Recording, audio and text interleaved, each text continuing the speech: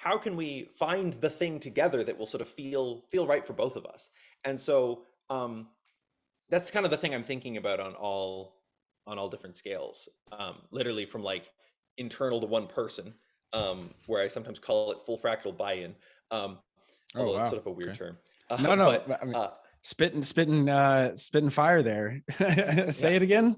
Like, what was that? full fractal buy-in. Full fractal buy-in. Okay. Yeah, I can lay it out for you if you want. I mean, go ahead quickly if you want. Yeah, Okay, yeah. so Go. the basic gist is like, and this again sort of applies on scales outside of a single person as Okay. well, but it's most powerful in this frame is, I think, most powerful internally. So it's basically, um, suppose that all of your different parts, and I don't mean that in any reified sense, just all the different aspects of your being, you know, the part of Okay. you that sometimes wants to go pee, the part of you that cares about looking nice, the part of you that is trying to get stuff done today, the part of you that, you know, is worried about the future, like all, just all of the Yep. different, everything you care about, all of your thoughts, all of your urges, all of your values, all of those things on all levels. Suppose that those parts all had like a way of dialoguing with each other that Mm. they all trusted would lead to things going, would lead to their care about kind of getting incorporated into the behavior of the whole organism, sort of in a way that they could trust was sort of appropriate or something like that. Oh, wow. And so, yeah. No, I mean, that sounds super interesting in that, like, what is, we contain multitudes, but it's like, it's more like Yeah, fractal yeah. kind of things, and rather Right, than, right. that's interesting. So it's getting them all, not just, I guess, on the same page, but working towards something, I wouldn't say a destination, but a common goal of et cetera. Like, Yeah, and basically the common goal is we all want to be able to resolve our differences mm-hmm. well. Like, Right, right, right, right. you know, the part that wants to go pee and the part that wants to continue working, right? Like that's like a type of internal conflict you could have, right? There's part of you that just wants to keep Sure. working. There's like bladder is like increasingly like, hello, Hi. hello, help, you know, you know, and if you ignore that enough, you can end up, you know, with like bladder problems. Like this is Sure. actually a thing that happens to people. Like they don't, you know, I know someone that this happened to who was sort of a workaholic to the degree that he messed up his bladder. Oof. Yeah. Oof.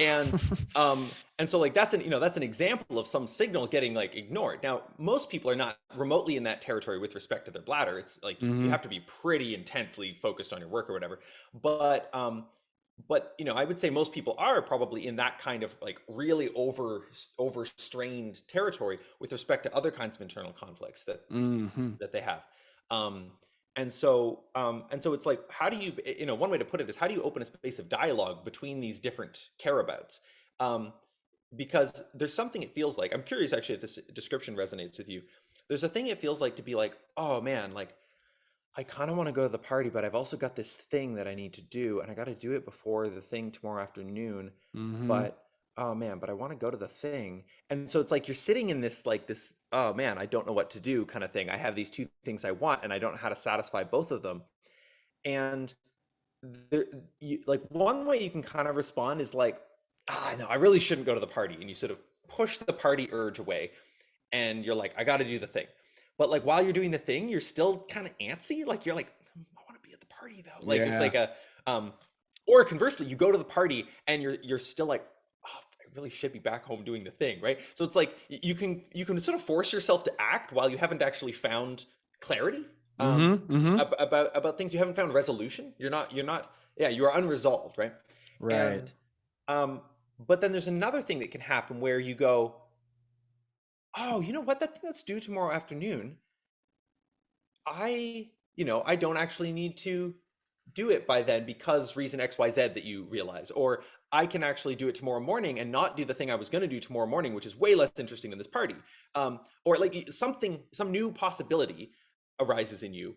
Or it could just be some realization. You're like, you know, oh, wait a minute. No, this party's at that place again. They're gonna have the stupid DJ with Yeah, right, right, right. like right. You sort of realize actually this party isn't as exciting as it sort of initially felt like to me. Oh, and you might realize, oh, the main reason I wanted to go is that Jim's gonna be there, but I can just message Jim. Like Jim would totally be down to just hang out with me.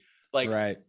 like I realized I was in a group chat where I was constantly arguing with this other guy who was being wrong on the internet into the group chat. And I realized that the main reason why I was arguing with this other guy was that I wanted to connect with a third person who was in the group chat who I sort of hadn't had a direct line of communication with.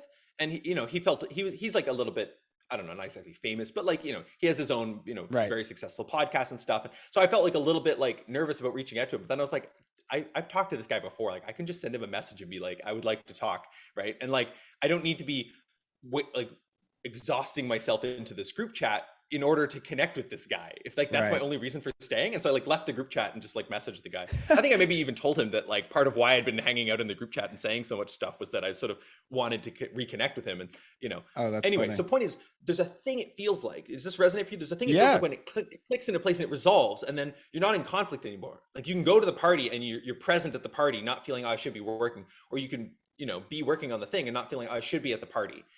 Yeah, I mean, the first thing that came to mind was, and I guess a saying that I've heard before is like, life is just full of concessions, like, or life is only concessions. So you're just constantly, that's kind of that mindset, if you will. But then I don't know if it's cliche to always be thinking of like, well, what's that third way? You know what I mean? Like between the two paradoxes. And then it's like, well, you can take a little bit of each one, like you said, like you can, or you reinitialize like the weighting of each one of the options. And then all of a sudden you find that, like you said, that, oh, you didn't really want to go to that party. You just, there, you had another reasoning. So that's interesting that you go that deep into the fractal nature